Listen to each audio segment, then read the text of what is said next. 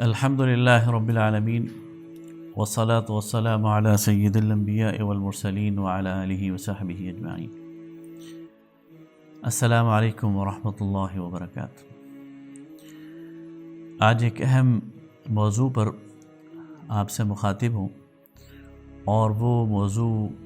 مسئلہ قادیانیت سے متعلق ہے۔ آج کل ایک بار پھر سوشل میڈیا پر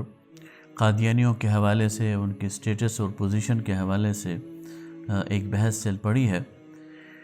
اگرچہ کچھ چیزیں متفق علیہ ہیں، ڈیسائیڈڈ ہیں،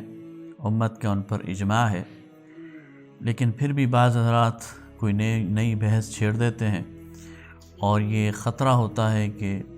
امت کے اندر اور خاص طور پر نوجوان نسل کے اندر کوئی کنفیوژن پیدا ہو جائے، لہٰذا اسے دور کرنا بڑا ضروری ہے۔ اور اسی کنفیوژن کو دور کرنے کے لیے اور خالص اصلاح کے لیے میں یہ چند باتیں کرنا چاہتا ہوں۔ ہمارے بھائی ہیں انجینئر محمد علی مرزا، بہت اچھے اسکالرز ہیں، لیکن ان کی ایک کلپ میں نے دیکھی تو مجھے لگا کہ ان کی اصلاح کرنی چاہیے، اور اس کی وجہ سے جو کنفیوژن پیدا ہو سکتی ہے اسے دور کرنا چاہیے۔ انہوں نے اپنی ایک کلپ میں قادیانیوں کے حوالے سے یہ بات کی کہ یہ اہل کتاب سے بہتر غیر مسلم ہے، یعنی جو سٹیٹس یہود کا ہے، نصارہ کا ہے، تو یہ بھی گویا غیر مسلم ہے، لیکن ان سے بہتر ہے، اس لیے کہ یہ قرآن پر بھی ایمان رکھتے ہیں اور محمد الرسول اللہ صلی اللہ علیہ وسلم پر بھی ایمان رکھتے ہیں۔ اور اس سے یہ خدشہ ہے اور یہ امکان ہے کہ اگر یہی سوچ پروان چڑھے تو قادیانیوں کے حوالے سے ہماری جو نوجوان نسل ہے انہیں غلط فہمی پیدا ہوگی۔ تو سب سے پہلی بات تو یہ ہے کہ قادیانیوں کے حوالے سے یہ بات متفق علیہ ہے، اور اس پر آج نہیں بلکہ اس سے پہلے بھی پوری امت مسلمہ کی تاریخ میں یہ بات متفق علیہ ہے کہ جو بھی شخص نبی کریم صلی اللہ علیہ وسلم کے بعد نبوت کا دعویٰ کرے گا وہ خارج از اسلام ہے۔ اگر وہ شخص مسلمان تھا تو وہ مرتد ہو جائے گا، اور اس کے ماننے والے اگر مسلمان تھے تو وہ مرتد ہو جائیں گے۔ اس لحاظ سے قادیانیوں کی وہ پہلی نسل جو مسلمان تھی اور انہوں نے مرزا غلام احمد صاحب قادیانی پر، ان کی نبوت پر ایمان وہ لائے، تو وہ مرتد ہو گئے، اور ان کے لیے اسلام کا قانون ارتداد وہ یہ ہے کہ انہیں توبہ کی تلقین کی جائے گی، اور اگر وہ توبہ نہیں کریں گے تو پھر اسلامی ریاست ان پر باقاعدہ مقدمہ چلا کر انہیں سزائے موت دے گی۔ البتہ جو اس وقت قادیانی موجود ہیں، جو قادیانیوں کی اگلی نسل ہے، جنہوں نے اسلام چھوڑ کر قادیانیت اختیار نہیں کی بلکہ قادیانیوں کے گھر آنکھ کھولی ہے، تو یہ براہ راست مرتد تو نہیں ہے، لیکن بالواسطہ مرتد ضرور ہے۔ ان کو ہم اس ارتداد سے نکال نہیں سکتے۔ یہ بات ٹھیک ہے کہ انہوں نے اپنے اختیار سے قادیانیت چوز نہیں کی بلکہ انہیں بائی برتھ یہ ملی ہے، لیکن چونکہ وہ راستہ جس کے ذریعے انہیں قادیانیت ملی ہے، یعنی ان کے آباء و اجداد، تو وہ ارتداد کا وہ حکم ان سے ہٹایا نہیں جا سکتا، اس لیے یہ ایک لحاظ سے مرتد تو باقی رہیں گے، اگرچہ ان کے حوالے سے اس فتوے میں نرمی کی جا سکتی ہے کہ ان کو آیا سزائے موت دی جائے گی یا نہیں، اس پر علماء یا فقہا وہ بات کر سکتے ہیں۔ اچھا، اس سے پہلے اس موضوع پر اگر ہم اس اینگل سے غور کریں کہ جو یہود تھے یا جو نصارہ تھے وہ اہل کتاب ہیں، تو ان کو اہل کتاب میں ڈکلیئر نہیں کر رہا، ان کو اہل کتاب کوئی مولوی یا مفتی ڈکلیئر نہیں کر رہا، بلکہ ان کو اہل کتاب خود قرآن نے ڈکلیئر کیا، اور ان کو اہل کتاب اس لیے ڈکلیئر کیا ہے کہ وہ ایمان لائے تھے سابقہ انبیاء پر جو سچے نبی تھے، اور وہ ایمان لائے تھے سابقہ آسمانی صحیفوں پر جو سچے صحیفے تھے۔ یہ اور بات ہے کہ وہ اسلام انہوں نے قبول نہیں کیا، یہ اور بات ہے کہ انہوں نے محمد الرسول اللہ صلی اللہ علیہ وسلم کو نہیں مانا، یہ اور بات ہے کہ انہوں نے قرآن کو نہیں مانا، لیکن اپنے سابقہ نسبت کی وجہ سے انہیں اہل کتاب کہا گیا۔ لیکن قادیانی تو ایک جھوٹے نبی کے پیروکار ہیں، اور ایک جھوٹی کتاب تذکرہ کو وہ الہامی کتاب مانتے ہیں، اس لیے ہم انہیں اہل کتاب نہیں مان سکتے۔ رہی بات یہ کہ قادیانی قرآن کو مانتے ہیں تو یہ بہت غلط بات ہے۔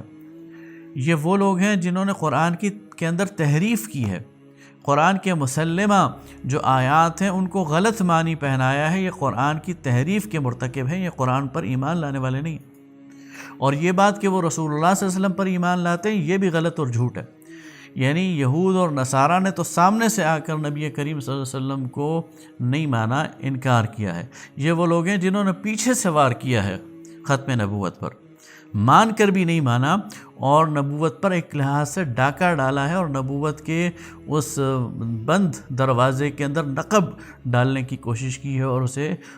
اس کے اندر سوراخ کرنے کی کوشش کی ہے۔ لہٰذا یہ تو بدترین لوگ ہیں، اور ان کو کسی بھی لحاظ سے وہ سٹیٹس نہیں دیا جا سکتا جو دوسری اقلیتوں کو دیا جانا چاہیے۔ اس لیے پاکستان میں اگر یہ عزت اور آرام سے رہنا چاہتے ہیں تو اس کا ایک ہی راستہ ہے، یا تو توبہ کریں اور مسلمان ہو جائیں، اسلام کی طرف واپس آ جائیں۔ اگر ایسا نہیں کرتے تو پھر پاکستان کے آئین کو تسلیم کریں، اور اس کے اندر ان کو جو غیر مسلم کا سٹیٹس دیا گیا ہے اس کو تسلیم کریں، اور یہ عہد کریں کہ انہوں نے اپنے لیے الگ نام چوز کرنا ہے اور اب الگ آئیڈنٹیٹی اختیار کرنی ہے۔ یہ اپنے آپ کو احمدی کہیں، یا اپنے آپ کو مرزائی کہیں، یا اپنے آپ کو قادیانی کہیں، ہمیں کوئی اعتراض نہیں، لیکن جب یہ کہیں گے کہ ہم مسلمان ہیں تو ہمیں اعتراض ہے،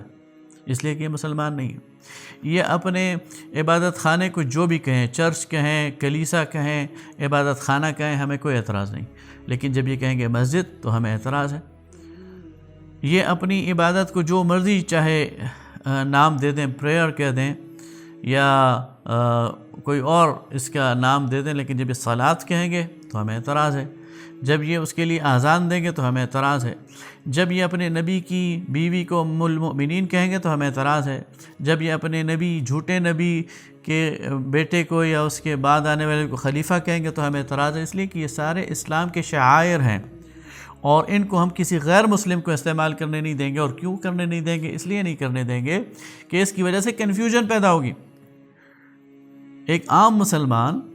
جو بالکل سادہ لو مسلمان ہے وہ کنفیوز ہو سکتا ہے اگر یہ بھی اپنی عبادت گاہ کو مسجد کہیں اور ہماری بھی مسجد ہو، اور وہ وہاں جا کر نماز پڑھنا شروع کر دے، تو اس کا تو ایمان گیا، اس کی تو نماز خراب ہو گئی۔ اس لیے ایک سواد اعظم کو، مسلمانوں کو، ان کے نوجوان نسل کو بچانے کے لیے قادیانیوں کو پوری طرح ایکسپوز کرنا ضروری ہے، اور بالکل وضاحت کے ساتھ انہیں کارنر کرنا ضروری ہے، اور بالکل ان کے اوپر ٹھپا لگا دینا ضروری ہے کہ یہ قادیانی ہے، یہ مرزائی ہے، یہ احمدی ہے، تاکہ ہمارا نوجوان، ہماری آنے والی نسلیں وہ ان سے الرٹ رہیں، اور ان کے پاس جا کر ان کے کسی اس آلودہ عقیدے کو اپنا نہ لیں۔ اس لیے انجینئر محمد علی مرزا صاحب اور اس طرح کے دیگر جو لوگ ہیں انہیں ذرا احتیاط کرنی چاہیے کہ کسی ویسے ہی ایک ایڈونچر کے شوق میں اور لوگوں کی توجہ حاصل کرنے کے لیے ایسے کام نہیں کرنے چاہیے جس سے امت کے اندر کنفیوژن اور اضطراب پیدا ہو۔ وما علینا الا البلاغ۔